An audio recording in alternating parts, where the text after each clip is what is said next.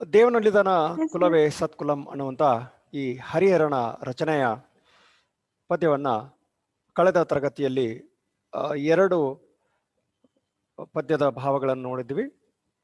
ಈಗ ಆ ಮೂರನೆಯ ಪದ್ಯದ ಭಾಗವನ್ನು ನೋಡುವಂಥದ್ದು, ಆತನ ಭಕ್ತಿ ಹೇಗಿತ್ತು ಅನ್ನುವಂಥದ್ದನ್ನ ತಿಳಿಸ್ತಾ ಹೋಗುವಂಥದ್ದು.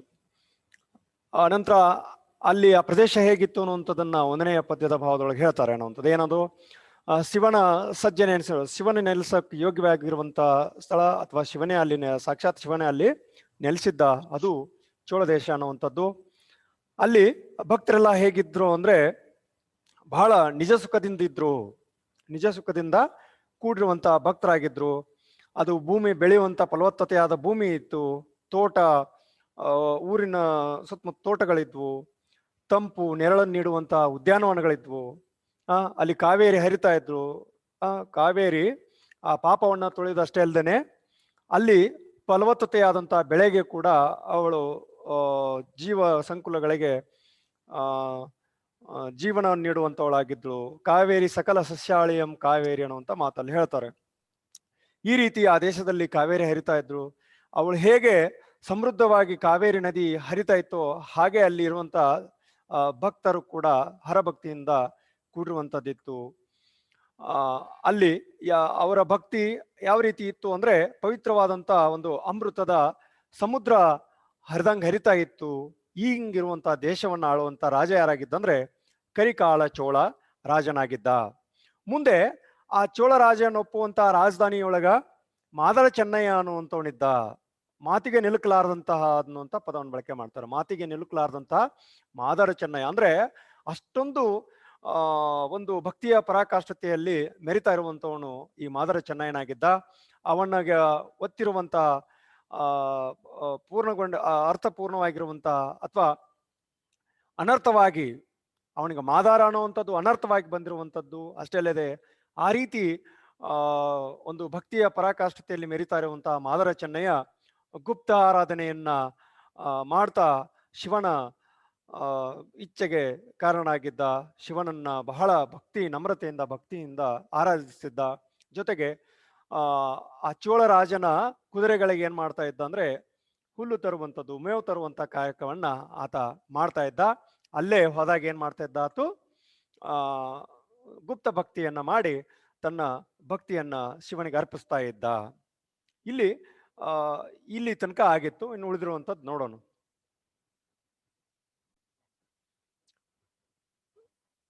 ಇಲ್ಲಿ ಮೂರನೇ ಪದ್ಯದಲ್ಲಿ ನೋಡೋದಾದ್ರೆ,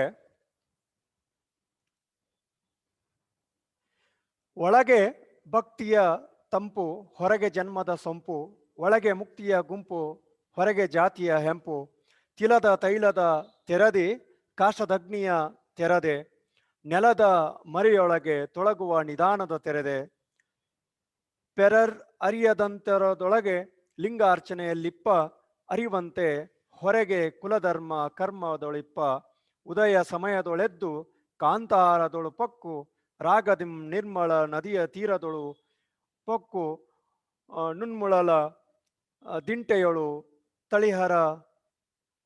ತಳಿರಹಸ್ಯಂ ಹಾಸಿ ಕಣ್ಮಣವ ಅಭವನ್ನೊತ್ತಲು ನಿಲ್ಲಿಸಿ ಕೈಬಿಸಿ ಅನ್ನುವಂಥದ್ದು. ಇಲ್ಲಿ ಹೇಳುವಂಥದ್ದು ಏನು ಅಂದ್ರೆ ಆತನ ಒಂದು ಭಾವ ಹೇಗಿತ್ತು, ಆತನ ಒಂದು ಭಕ್ತಿಯ ಸ್ಥಿತಿ ಹೇಗಿತ್ತು ಅಂತ ಹೇಳುವಂಥದ್ದು. ಒಳಗೆ ಭಕ್ತಿಯ ತಂಪು, ಅಲ್ಲಿ ಒಳಗೇನಾಗಿರೋದು ಭಕ್ತಿಯ ತಂಪಾಗಿರುವಂಥದ್ದು. ಒಳಗೆ ಭಕ್ತಿಯ ತಂಪು, ಹೊರಗೆ ಜನ್ಮದ ಸೊಂಪು. ಸೊಂಪು ಅಂದ್ರೆ ಸೊಗಸು ಅಂತ ಹೇಳ್ತೀವಿ ನೋಡು, ಆ ಥರ ಸೊಗಸು ಅನ್ನುವಂಥದ್ದನ್ನು. ಆತ ತನ್ನ ಆಂತರ್ಯ ಭಾವದಲ್ಲಿ ಭಕ್ತನಾಗಿ ಒಂದು ಭಕ್ತಿಯ ನೆಮ್ಮದಿಯನ್ನು ಪಡ್ಕೊಂಡಿದ್ದ. ಆದರೆ ಹೊರಗ ಅವನ ಜಾತಿ ಅಥವಾ ಅವನ ಜನ್ಮದ ಒಂದು ಸೊಗಸಾಗಿ ಕಾಣುವಂಥದ್ದು. ಅಷ್ಟಲ್ಲದೆ ಒಳಗೆ ಮುಕ್ತಿಯ ಗುಂಪು ಹೊರಗೆ ಜಾತಿಯ ಹೆಂಪು. ಆತನ ಮನಸ್ಥಿತಿ ಅಥವಾ ಆತನ ಭಕ್ತಿಯ ಭಾವ ಹೇಗಿತ್ತಂದ್ರೆ ಮುಕ್ತಿಯತೆಯಿಂದ ಕೂಡಿತ್ತು. ಹೊರಗೆ ಜಾತಿಯ ಹೆಂಪು ಅನ್ನುವಂಥದ್ದನ್ನು ಬಳಕೆ ಮಾಡ್ತಾರೆ. ಜಾತಿಯ ಹೆಂಪು ಅಂದ್ರೆ ಗುಂಪು ಅನ್ನುವಂಥದ್ದನ್ನು, ಜಾತಿಯ ಗುಂಪು ಅನ್ನುವಂಥದ್ದನ್ನು. ಅಂದ್ರೆ ಜಾತಿಯ ವಿಚಾರವಾಗಿ ಕೂಡ ಇಲ್ಲಿ ಹೇಳ್ತಾ ಇರುವಂಥದ್ದು. ಆತ ಮಾದರ ಜಾತಿಗೆ ಸೇರಿರುವಂಥವನು.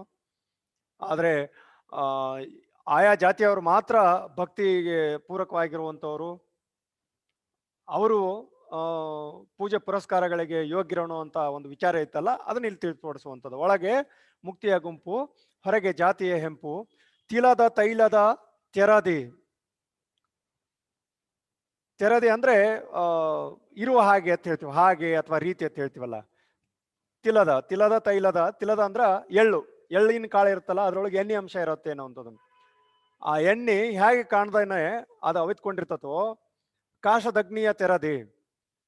ಆ ಕಟ್ಟಿಗೆ, ಕಾಸ್ಟ್ ಅಂದ್ರೆ ಕಟ್ಟಿಗೆಯೊಳಗ ಯಾವ ರೀತಿ ಅಗ್ನಿ ಬೆರೆತು ಬಿಟ್ಟಿರ್ತದೆಯೋ ಇರುತ್ತೆ, ಆದ್ರೆ ಅದು ಕಾರ್ಯಪ್ರವೃತ್ತವಾಗಿರುವುದಿಲ್ಲ. ಆ ತರ ಅವನು ಮೇಲೆ ಸೊಂಪಾಗಿ ಕಾಣ್ತಾ ಇದ್ದಾನಷ್ಟೇ, ಅದು ಸೊಗಸಾಗಿ ಕಾಣ್ತಾ ಇದ್ದಾನೆ, ಆದ್ರೆ ಆಂತರಿಕವಾಗಿ ಭಕ್ತಿಯ ಭಾವದಿಂದ ಕೂಡಿದ್ದಾನೆ.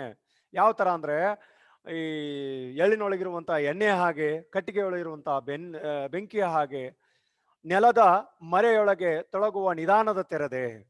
ಈ ನೆಲ ಏನು ಭೂಮಿ ಇದೆ ಅಲ್ಲ, ಭೂಮಿಯ ಆಳದೊಳಗ, ಭೂಮಿಯ ಅಂತರಾಳದೊಳಗ ಎಷ್ಟು ಯಾವ ರೀತಿಯಾದಂಥ ಸಂಪತ್ತು ಅಡಕವಾಗಿದೆಯೋ, ಸಂಪತ್ತು ತುಂಬಿಕೊಂಡಿದೆಯೋ, ಆ ರೀತಿ ಆತನ ಮನಸ್ಸಿನ ಭಾವದೊಳಗೆ ಭಕ್ತಿ ತುಂಬಿಕೊಂಡಿತ್ತು.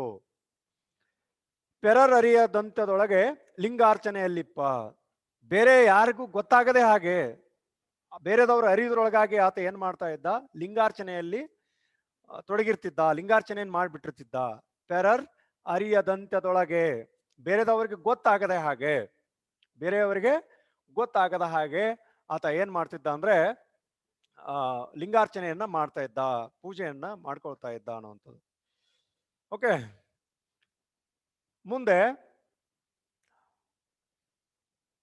ಪೆರರ್ ಅರಿಯದಂತ್ಯದೊಳಗೆ ಲಿಂಗಾರ್ಚನೆಯಲ್ಲಿಪ್ಪ, ಅರಿವಂತೆ ಹೊರಗೆ ಕುಲಧರ್ಮ ಕರ್ಮದೊಳಿಪ್ಪ.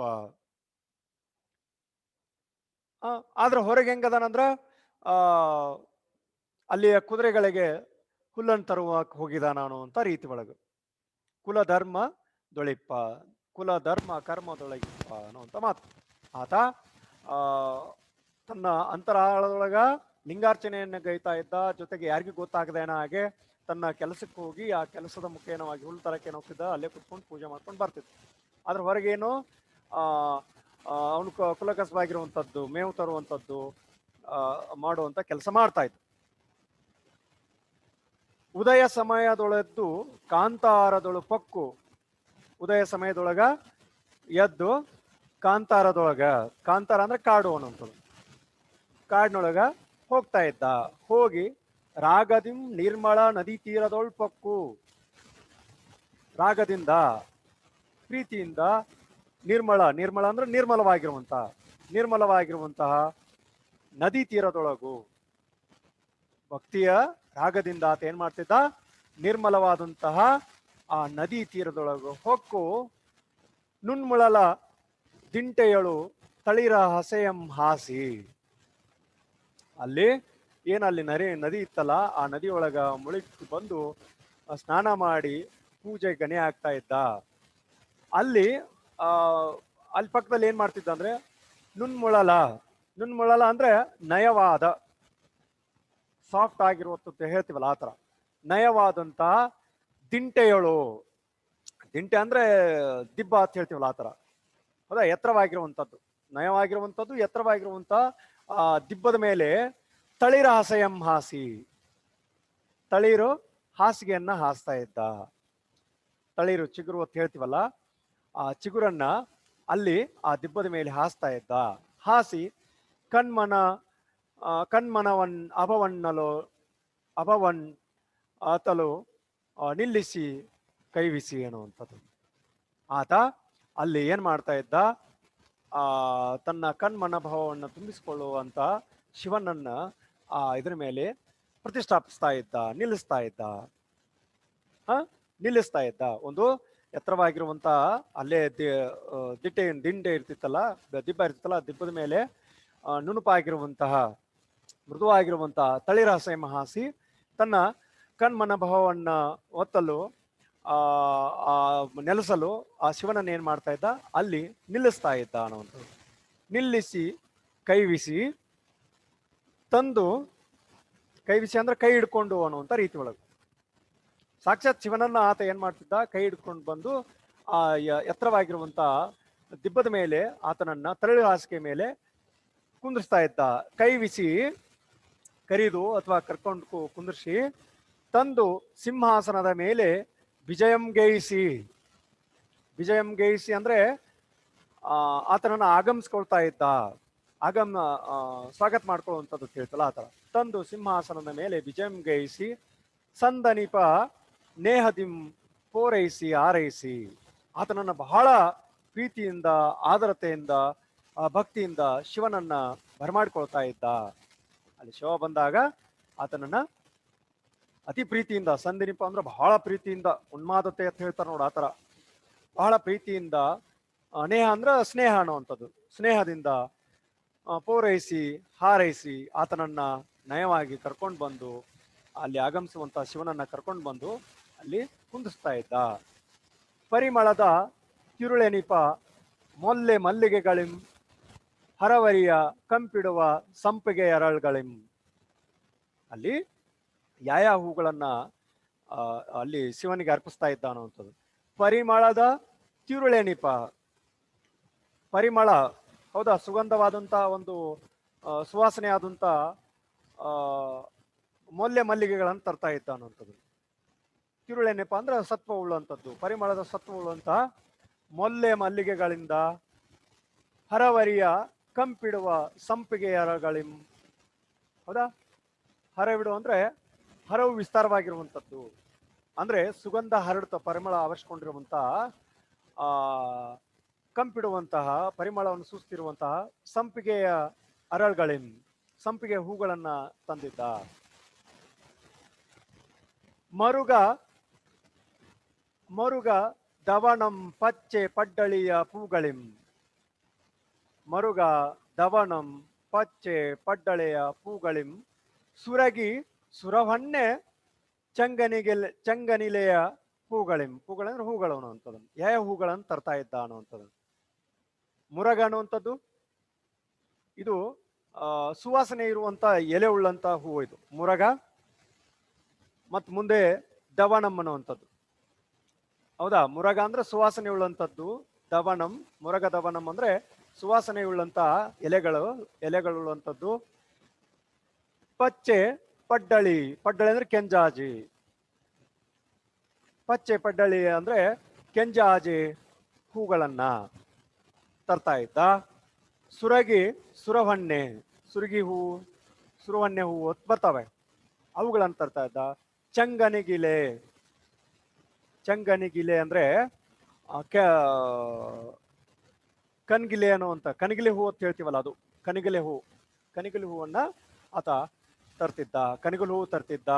ಮತ್ತ ಸುವಾಸನೆ ಪೂರ್ಣ ನೀಡುವಂತ ಎಲೆಗಳಿರುವಂತ ಮುರುಗದ ಹೂವು ಇರುವಂಥದ್ದು, ಪಚ್ಚೆ ಪಡ್ಡಳಿ ಅನ್ನುವಂಥ ಕೆಂಜಾಜ ಹೂವು, ಇವುಗಳನ್ನ ಆತ ಅಲ್ಲಿ ದೇವರಿಗೆ ಅರ್ಪಿಸ್ತಾ ಇದ್ದ, ಅಲ್ಲಿ ಸಾಕ್ಷಾತ್ ಶಿವನಿಗೆ ಅರ್ಪಿಸ್ತಾ ಇದ್ದ. ಸುರಗೆ ಸುರವನ್ನೆ ಚಂಗನಿಗಿಲೆ ಹೂಗಳಿಂ ಸಂಗಡಿಸಿ ಸಿಂಗರಿಸಿ ಹೊಂಗಿ ಹೊರೆಯುವೃತ್ತಂ. ಅದು ಒಂದು ಉನ್ಮಾದದ ಸ್ಥಿತಿ, ಭಕ್ತಿಯ ಉನ್ಮಾದದ ಸ್ಥಿತಿ. ಅದು ಪೂರ್ಣ ಎಲ್ಲವೂ ತನಗೆ ಸಂತೃಪ್ತಿ ಆಗುವಂಗ ಪೂಜೆ ಪುರಸ್ಕಾರ ಆದ ನಂತರ ಒಂದು ಉನ್ಮಾದತೆಗೊಳ್ಳುವಂಥದ್ದು, ಬಹಳ ನಮ್ರತೆಯ ಭಾವವನ್ನು ಹೊಂದಿರುವಂಥದ್ದು, ನಮ್ರತೆ ಆ ಭಾವವನ್ನು ಹೊಂದಿರುವಂಥದ್ದು. ಅದನ್ನ ಏನಂತ ಕರೀತಾರೆ ಅಂದ್ರ ಹೊಂಗಿ ಹೊರೆ ಏರುತ್ತಮ್ ಅನ್ನುವಂತ ಮಾತನ್ನು ಇಲ್ಲಿ ಹೇಳ್ತಾರೆ. ಬಹಳ ಶೃಂಗಾರ ಮಾಡಿ ತನ್ನ ಮನಸ್ತೃಪ್ತಿ ಹೇಗಿರುತ್ತೋ ಹಾಗೆ ಶೃಂಗಾರಗೊಳಿಸೋದು ದೇವರನ್ನ. ಇಲ್ಲಿ ಕೂಡ ಆತ ಶಿವನನ್ನ ಏನ್ ಮಾಡ್ತಾ ಇದ್ದಾನೆ, ಶೃಂಗಾರಗೊಳಿಸ್ತಾನ. ಸುರಗಿ ಸುರವನ್ನೆ ಚಂಗನಿಗಿಲೆಯ ಹೂಗಳಿಂದ, ಮುರುಗ ದವಣಂ ಪಚ್ಚ ಪಡ್ಡಳಿ ಅನ್ನುವಂಥ ಹೂಗಳಿಂದ ಆತನನ್ನ ಸಿಂಗಡಿಸಿ ಸಿಂಗಡಿಸಿ ಸಿಂಗರಿಸಿ ಸಿಂಗಡಿಸಿ ಸಿಂಗರಿಸಿ ಹೊಂಗಿ ಹೊಂಗಿ ಹೊರೆ ಇರುತ್ತಮ್.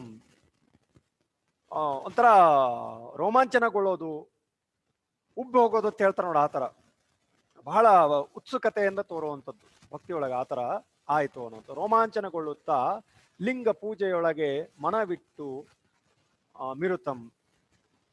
ಆ ಲಿಂಗ ಪೂಜೆ ಒಳಗ ಮನವಿಟ್ಟು ಮಿರುತಂ, ಇಲ್ಲಿ ಪದ ಗಮನಿಸ್ಬೇಕು, ಮನವಿಟ್ಟು ಮಿರುತಂ. ಮಿರುತಂ ಅಂದ್ರೆ ಮಾಡೋದು ಅಂತ ಅರ್ಥ. ಮನವಿಟ್ಟು ಲಿಂಗ ಪೂಜೆಯನ್ನು ಮಾಡ್ತಾ ಇದ್ದಾನ ಅಂತದ್ದು. ಸಾಮಾನ್ಯವಾಗಿ ನೀವು ಯಾರಾದ್ರೂ ಸಾಮಾನ್ಯವಾಗಿ ಹೇಳ್ತಾ ಇರುವಂಥದ್ದು, ಪೂಜೆ ಮಾಡ್ತಾ ಇರ್ಬೇಕಾದ್ರೆ ಲಕ್ಷ್ಯ ಇನ್ನೊಂದ್ ಕಡೆ ಇರ್ತತಿ, ಏನೋ ಹೇಳ್ತಾ ಇರ್ತಾರೆ, ಪೂಜೆ ಮಾಡ್ತಾ ಇರ್ತಾರೆ, ಅಥವಾ ಇನ್ನೊಂದು ಏನೋ ನೆನ್ಪು ಮಾಡ್ತಿರ್ತಾರೆ. ಆ ತರ ಇರುವಂತದ್ದು ಭಕ್ತಿ ಒಂದು ರೀತಿ ಅಲ್ಲ ಅನ್ನುವಂಥ ವಿಚಾರ ಇಲ್ಲಿ ಅರ್ಥ ಆಗತ್ತೆ. ಮನವಿಟ್ಟು ಲಿಂಗ ಪೂಜೆಯನ್ನ ಮಾಡುವಂಥದ್ದು. ಹೌದಾ, ಟೈಮ್ ಆಯ್ತು ಅನ್ಕೊಳ್ತಾ ಹಂಗ ಮಾತು ಹೇಳ್ಕೊತನ ಮಾಡುವಂಥದ್ದು, ಅಥವಾ ಇನ್ನೊಂದು ಕೆಲಸ ಮಾಡುವಂಥದ್ದು, ಒಂದ್ ಕಡೆ ಉದ್ದಿನ ಕಡ್ಡಿ ಹಚ್ಚೋದು, ಒಂದ್ ಕಡೆ ದೀಪ ಹಚ್ಚೋದು, ಈ ತರ ಆಗ್ಬಾರ್ದು. ಮನವಿಟ್ಟು ಪೂಜೆ ಮಾಡುವಂಥದ್ದು ಆಗಿರ್ಬೇಕು ಅನ್ನುವಂಥ ವಿಚಾರ ಇಲ್ಲಿ ಮಾದರ ಚೆನ್ನಯ್ಯನ ಭಕ್ತಿ ಹೇಗಿತ್ತು ಅನ್ನುವಂಥದ್ದನ್ನು ನಾವು ಅರ್ಥ ಮಾಡ್ಕೊಳ್ತೇವೆ. ಸುಮ್ಮನೆ ಕಾಡು ದೇವ್ರ ಕಾಟಾಚಾರಕ್ಕೆ ಮಾಡ್ದಂಗೆ ಪೂಜೆ ಮಾಡೋದಲ್ಲ, ಮನವಿಟ್ಟು ಪೂಜೆ ಮಾಡಬೇಕು. ಆತರ ಆ ವಿಚಾರವನ್ನ ಇಲ್ಲಿ ಹೇಳ್ತಾರಂತ. ಲಿಂಗ ಪೂಜೆದೊಳಗೆ ಮನವಿಟ್ಟು ಮಿರುತಂ ಬಂದು ತೃಣಜಾಲಮಂ ಕೊಯ್ದ ನೆತ್ತಿನೊಳು ಹೇರಿ ಸಂದ ಪುಳಕಂಗಳ ತನ್ನ ಮೈಯೊಳು ಹೇರಿ. ಹೌದಾ, ಪೂಜೆ ಮಾಡ್ತಾ ಇದ್ದ, ಪೂಜೆ ಮಾಡಿ ಏನಾಗ್ತಾ ಇತ್ತು, ತೃಣಜಾಲಮಂ ಆ ಹುಲ್ಲನ್ನ ಕೊಯ್ತಾ ಇದ್ದ. ಅಲ್ಲಿ ಗುಡ್ಡದಲ್ಲಿ ಸಿಗುವಂತ, ಕಾಡಿನಲ್ಲಿ ಸಿಗುವಂತ ಹುಲ್ಲನ್ನ ಕೊಯ್ದ ನೆತ್ತಿನೊಳು ಹೇರಿ, ಅವನ ಜೊತೆ ಬಂದಿರುವಂತ ಎತ್ತಿನ ಮೇಲೆ ಹೇರಿ, ಸಂದ ಪುಳಕಂಗಳಂ ತನ್ನ ಮೈಯೊಳು ಹೇರಿ, ತಾನೇನ್ ಭಕ್ತಿಯಿಂದ ದೇವರನ್ನ ಅಲಂಕಾರ ಮಾಡಿರುವಂಥದ್ದು, ಸುಗಂಧದ ಹೂಗಳನ್ನು ನೀಡುವಂಥದ್ದು, ಆತನ ಸಿಂಹಾಸನದ ಮೇಲೆ ಕೂಡಿಸಿರುವ ಹಾಗೆ ತಾನೇನ್ ಮಾಡಿರುವಂತ ಭಕ್ತಿಯ ಒಂದು ಸಿಂಹಾಸನ ಇತ್ತು, ಅದ್ರ ಮೇಲೆ ಕುಂದಿರಿಸುವಂಥದ್ದು, ಇದನ್ನೆಲ್ಲವನ್ನ ತನ್ನ ಮೈಯೊಳು ಹೇರ್ಕೊಳ್ತಾ ಇದ್ದ ಅನ್ನುವಂಥದ್ದು, ತನ್ನ ಮನಸ್ಸಿನೊಳಗೆ ತಗೊಳ್ತಾ ಇದ್ದ. ಎಷ್ಟು ಪರಾವರ್ಶತೆಯಿಂದ ನಾನು ಭಕ್ತಿಯಿಂದ ಪೂಜೆ ಮಾಡಿದೆ ಅನ್ನುವಂಥ ವಿಚಾರ. ಆ ಹುಲ್ಲನ್ನು ಕೊಯ್ದು ಎತ್ತಿನ ಮೇಲೆ ಹೇರಿದ, ತನ್ನ ಈ ಸಂದ ಪುಳಕಂಗಳನ್ನ ತನ್ನ ಮೈಯೊಳಗೆ ಹೇರ್ಕೊಂಡು ಆ ಪುಳಕಂಗೊಳ್ತಾ ಇದ್ದ. ಪುಳಕಗೊಳ್ಳೋದು ಅಂತ ಹೇಳ್ತಾರಲ್ಲ, ಆ ತರ ಪುಳಕಂಗೊಂಡು ತಾನು ಬರ್ತಾ ಇದ್ದ. ಮುಂದಿನ ಪದ್ಯದೊಳಗ ನಡೆ ತಂದು ಚೋಳನ ತುರಗಂ ನಿಳಯದ ಮುಂದೆ ಒಡನೆಯ ಅವರೋಪಾದಿಯಲ್ಲಿ ನುಂಕಿ ಬರದಿಂದೆ ಬಳಲುತ್ತಾ ಬಂದು ನಿಜನ ಇಳೆಯದೊಳು ಕುಳಿರ್ದು ತೊಳತೊಳಿಪ ಶಿವಲಿಂಗದತ್ತ ಚಿತ್ತಂ ಸಾರ್ದು ಇರೇ ಬೋಣಮಂ ಪಿಡಿದರಲ್ಲಿ ತಮ್ಮರಸಿಯರು ಹರನಿತುಂದಂ ಭಕ್ತಿಯಿಂದ ಕಡು ಬಡವೆಯರು. ಅಲ್ಲಿ ನಂತರ ಹುಲ್ಲನ್ನ ಎತ್ತಿನ ಮೇಲೆ ಹೇಳ್ಕೊಂಡ್ ಬಂದು ತಾನು ಆ ಒಂದು ಭಕ್ತಿಯ ಪರವಶತೆಯನ್ನ ಹೊಂದಿ ಸರಿ, ಆತ ಆ ಹುಲ್ಲನ್ನು ತಂದು ಆ ಎತ್ತಿನ ಮೇಲೆ ಏನು ಹೇರ್ಕೊಂಡು ಬರ್ತಾನಲ್ಲ, ಹೇರ್ಕೊಂಡು ಬಂದು ಊರಿಗೆ ಬರುವಂಥದ್ದು, ಅಲ್ಲಿ ಅರಮನೆಗೆ ಬರ್ತಾನೆ. ಬಂದು ನಡೆ ತಂದು ಚೋಳನ ತುರಗಂ ನಿಳಯದ ಮುಂದೆ, ಅಲ್ಲೇನು ಆ ಚೋಳನ ಕುದುರೆಗಳಿದ್ವಲ್ಲ, ರಾಜನ ಕುದುರೆಗಳಿದ್ವಲ್ಲ, ಅಲ್ಲಿ ನಿಳಯದ ಅಂದ್ರೆ ವಾಸಸ್ಥಳದ ಮುಂದೆ, ಅಲ್ಲಿ ಕುದುರೆಯನ್ನು ಕಟ್ಟುವಂತ ಕುದುರೆ ಲಾಯ ಅಂತ ಹೇಳ್ತೀವಲ್ಲ, ಅಲ್ಲಿ ಕುದುರೆ ಲಾಯದ ಮುಂದೆ ಏನ್ ಮಾಡ್ತಾ ಇದ್ರು, ಅದನ್ನ ಕಟ್ಟಿ ಅಲ್ಲಿ ಕಟ್ಟುವಂತ ಕುದುರೆಯನ್ನು ಕಟ್ಟುವಂಥದ್ದಿತ್ತಲ್ಲ, ಅಲ್ಲಿಗೆ ತಂದು ಅದ್ರ ಮುಂದೆ ಅದನ್ನ ಎತ್ತನ್ನು ನಿಲ್ಲಿಸಿ ಅದನ್ನ ತಗೊಂಡು ಆ ಹುಲ್ಲ ಅಥವಾ ಮೇವಿನ ಹೊರೆಯನ್ನು ತಗೊಂಡು ಒಡನೆಯ ಅವರೋಪಾದಿಯಲ್ಲಿ, ಈ ಇಲ್ಲಿಂದ ಹೇಳ್ತಾರೆ ನೋಡು, ಒಂದ್ ಕಡೆಯಿಂದ ಹಾಕೊಟ್ ಬಂದ ಅನ್ನುವಂಥ ರೀತಿ ಒಳಗೆ ಅವರೋಪಾದಿಯಲ್ಲಿ ನೂಂಕಿ ಬರದಿಂದೆ, ಅಲ್ಲೇನ್ ಮಾಡಿದ, ಆ ಮೇವಿನ ಗಂಟನ್ನು ತಂದಿರುವಂಥದ್ದು ಅಥವಾ ಹುಲ್ಲಿನ ಗಂಟನ್ನು ತಂದು ಆ ಕುದುರೆಗಳಿಗೆ, ಎಲ್ಲವೂ ಕುದುರೆಗಳಿಗೆ ಹಾಕಿ ಬರದಿಂದೆ ಬಳಲುತ್ತಾ ಬಂದು ನಿಜ ನಿಳೆಯದೊಳು ಕುಳಿರ್ದು, ಬಳಲುತ್ತಾ ಬಂದು ಅಲ್ಲಿ ನಿಜನ ಇಳೆಯಳು ಅಂತ ಹೇಳ್ತಾರೆ ನೋಡು, ಆತನ ಎಲ್ಲಿ ನೆಲೆಸಿದ್ದ ಅಲ್ಲಿ ಅನ್ನುವಂಥದ್ದು, ತನ್ನ ಮನೆಗೆ ಬಂದ ಅನ್ನುವಂಥ ರೀತಿಯೊಳು ಬಳಲುತ್ತಾ ಬಂದು ನಿಜ ನಿಳೆಯದೊಳು ಕುಳಿರ್ದು, ತಾನು ಬಂದು ತನ್ನ ಮನೆಗೆ ಬಂದು ಏನಕ್ಕೆ ಮಾಡ್ತಾನ, ಕುತ್ಕೊಳ್ತಾನೆ. ಕುತ್ಕೊಂಡು ತೊಳಿಪ ಶಿವಲಿಂಗದತ್ತ ಚಿತ್ತಂ ಸಾರ್ದು, ತನ್ನ ಮನಸ್ಸಿನೊಳಗೆ ಹೊಳಿತಾ ಇರುವಂತಹ ಆ ಶಿವಲಿಂಗದತ್ತ ಚಿತ್ತವನ್ನ ಕೊಡ್ತಾನೆ. ಅಷ್ಟೇ ಅಲ್ಲದೇನೆ ಆ ಶಿವನ ಒಂದು ಪ್ರೀತಿಗೆ ಕೂಡ ಅಲ್ಲಿ ಆತ ಪಾತ್ರನಾಗುವಂತ ರೀತಿ. ಅಲ್ಲಿ ಏನಾಯ್ತು, ತೊಳಿಪ ಶಿವಲಿಂಗದತ್ತ ಚಿತ್ತಂ ಸಾರ್ದು ಇರೆ ಬೋನಮಂ ಪಿಡಿದರಲ್ಲಿ ತಮ್ಮರಸಿಯರು. ಈ ರೀತಿ ಅಲ್ಲಿ ಶಿವನು ಅವನ ಒಂದು ಅನುಗ್ರಹದಲ್ಲಿ ಇರುವಂಥದ್ದು, ಜೊತೆಗೆ ಆ ಶಿವನು ಕೂಡ ಅಲ್ಲಿ ನೆಲೆಸಿರುವಂತದ್ದು ಕೂಡ ಇತ್ತು. ಅವನ ಭಕ್ತಿ ಅಷ್ಟೊಂದು ಉನ್ಮಾದತೆಯಿಂದ ಕೂಡಿತ್ತು ಅನ್ನುವಂಥ ವಿಚಾರ. ಬೋನ್ ಹಿಡಿಯೋದಂದ್ರೆ ಇದನ್ನ ಹೇಳ್ತೀನಿ ನೋಡಿ, ಏನದು ಎಡೆ ಹಿಡಿಯೋದು ಅಂತ ಹೇಳ್ತೀವಲ್ಲ, ನೈವೇದ್ಯ ಹಿಡುವುದು ಅಂತ ಹೇಳ್ತೀವಲ್ಲ, ಆ ತರ ಇರೇ ಬೋಣಮಂ ಪಿಡಿದರಲ್ಲಿ ತಮ್ಮರಸಿಯರು. ಅವನ ಹೆಂಡತಿಯರು ಏನಿದ್ರಲ್ಲ, ಮಾದರ ಚೆನ್ನಯ್ಯನ ಹೆಂಡತಿಯರು, ಅಲ್ಲಿ ಆ ಶಿವಲಿಂಗದತ್ತ ಆತ ಚಿತ್ತವನ್ನು ಹರಿಸ್ತಾ ಇದ್ದ. ಅಷ್ಟರಲ್ಲಿ ಏನಾಯ್ತು, ಅಲ್ಲಿ ಮಾದರ ಚೆನ್ನಯ್ಯನ ಅರಸಿಯರು, ಅವನ ಹೆಂಡತಿಯರು ಏನ್ ಮಾಡ್ತಾರೆ, ಬೋಣಮಂ ನೈವೇದ್ಯನ್ನು ಹಿಡಿತಾರೆ, ಕೊಡ್ತಾರೆ. ಹರನಿತ್ತುದಂ ಭಕ್ತಿಯಿಂದ ಕಡು ಬಡವೆಯರು ಲಿಂಗ ಪ್ರಸಾದಮಂ ಸಾದರಂ ಕೈಗೊಂಡು ಏನದು ಈ ರೀತಿ ಅವರು ಅವನ ಮಾದರ ಚೆನ್ನಯ್ಯನ ಅರಸಿಯರು ಆ ಬೋಣಮಂ ಹಿಡಿದಾಗ, ನೈವೇದ್ಯವನ್ನು ಹಿಡಿದಾಗ, ಹರನಿತ್ತುದಂ ಭಕ್ತಿಯಿಂದ ಕಡು ಬಡವೆಯರು ಅನ್ನೋದು, ಆ ಶಿವನಿಗೆ ಬಹಳ ಭಕ್ತಿಯಿಂದ ಅವ್ರೇನ್ ಮಾಡ್ತಾರೆ, ಅರ್ಪಿಸ್ತಾರೆ. ಕಡು ಬಡವರಾಗಿರುವಂತ ಅವ್ರು ಏನ್ ಮಾಡಿದ್ರು, ಆ ಬೋಣಮನ್ನ ಆ ಶಿವನಿಗೂ ಅರ್ಪಿಸಿದ್ರು. ಅಂಬಲಿ ಅದು ಕತೆ ಇರುವಂತದ್ದು. ಅವನ ಒಂದು ಅಂಬಲಿಗೆ, ಮಾದರ ಚೆನ್ನಯ್ಯನ ಅಂಬಲಿ ಉಂಡೋದ್ರಿಂದ ಕೊನೆಯಲ್ಲಿ ಬರುತ್ತೆ, ಮಾದರ ಚೆನ್ನಯ್ಯನ ಮನೆಯಲ್ಲಿ ಅಂಬಲಿಯನ್ನು ಉಂಡ್ಬಿಟ್ಟೆ ನಾನು, ಹೀಗಾಗಿ ನನಗೆ ಹಸಿವಿಲ್ಲ ಅಂತ ಹೇಳ್ತಾನ. ಚೋಳರಾಜ ಮುಂದೆ ಅವನು ಮುಷ್ಟಾನ್ನ ಭೋಜನ ಮಾಡಿಕೊಂಡು ದೇವರಿಗಾಗಿ ಕಾಯ್ತಾ ಕೂತಿರುವಂತ ಸಂದರ್ಭ ಬರುತ್ತೆ.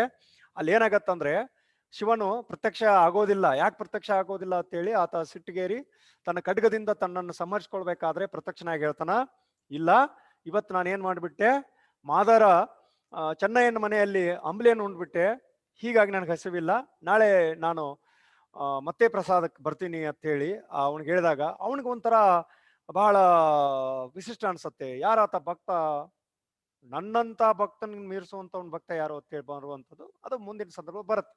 ಆ ರೀತಿ ಇವ್ರು ಬಡವರಾದ್ರೂ ಸಹಿತ ಬಹಳ ಭಕ್ತಿಯಿಂದ ಕೊಡುವಂತ ಬೋಣಮಮ್ಮ ಅಥವಾ ನೈವೇದ್ಯನ್ನ ಸ್ವೀಕರಿಸುವಂಥದ್ದು ಒಂದು ಶಿವನ ಒಂದು ಬಹಳ ಭಕ್ತಿಯ ಪ್ರೀತಿ ಕಾರಕವಾಗಿತ್ತು ಅನ್ನುವಂಥದ್ದು.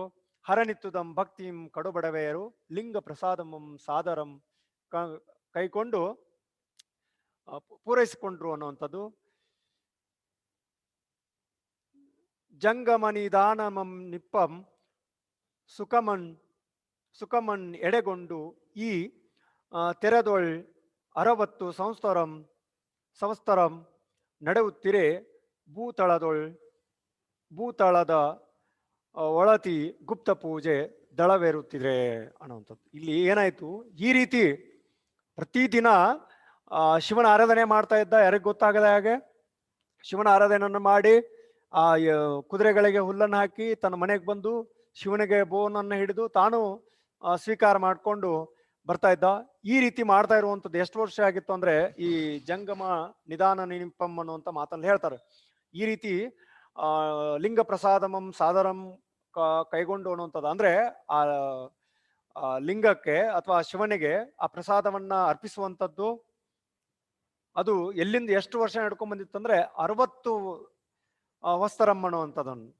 ಹೌದಾ, ಈ ತೆರದಿ ಈ ರೀತಿಯಾಗಿ 60 ವಸ್ತ್ರಂ ನಡೆಯುತ್ತಿರೆ ಭೂತಳದ ಒಳತಿ ಗುಪ್ತ ಪೂಜೆ ದಳವೇರುತ್ತಿರೆ.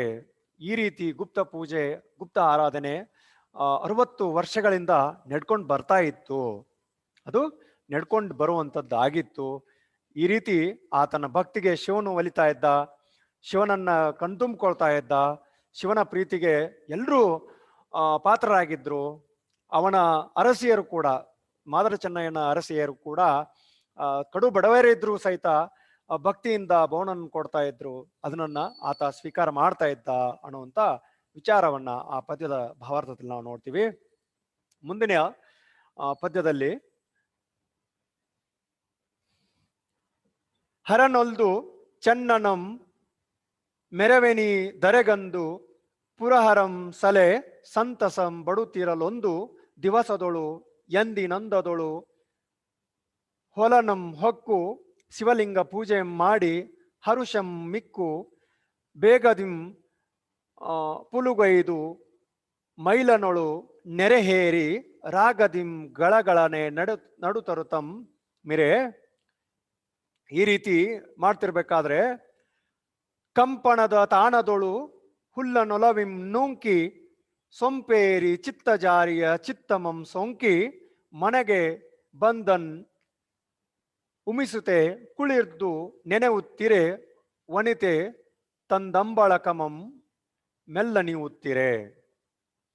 ಈ ರೀತಿ ಇರ್ಬೇಕಾದ್ರೆ ಒಂದು ದಿನ ಏನಾಗ್ಬಿಡತ್ತೆ, ಹರನೊಲ್ದು ಚೆನ್ನನಂ ಮೆರವಿನು ದರೆಗೆಂದು. ಹರ ಅಂದ್ರೆ ಶಿವನು ಈ ಚೆನ್ನನಿಗೆ, ಮಾದರ ಚೆನ್ನನಿಗೆ ಒಲಿದು ಆತ ಆ ದರೆಯೊಳಗೆ ಮೆರಿತಾ ಇದ್ದ. ಅಂದ್ರೆ ತನ್ನ ಒಂದು ಅಂತರ್ಭಕ್ತಿಯನ್ನ ಹೊಂದಿರುವಂತ ಮಾದರ ಚೆನ್ನಯ್ಯ ಒಂದು ಭಕ್ತಿಯ ಪರಾಕಾಷ್ಠತೆಯನ್ನ ಮುಟ್ಟಿದ್ದ ಅನ್ನುವಂಥ ವಿಚಾರ. ಅವನು ಆ ಭಕ್ತಿ ಒಳಗ ತಲ್ಲಿನತೆಯನ್ನು ಪಡ್ಕೊಂಡ್ಬಿಟ್ಟಿದ್ದ. ಪುರಹರಂ ಸಲೆ ಸಂತಸ ಸಂತಸಂಬಡು ತಿರಲೊಂದು ದಿವಸದೊಳು. ಈ ರೀತಿ ಎಲ್ಲವೂ ಸಂತೋಷದಿಂದ ಇರಬೇಕಾದಂತೆ ಪುರಹರಂ ಎಲ್ಲ ಆ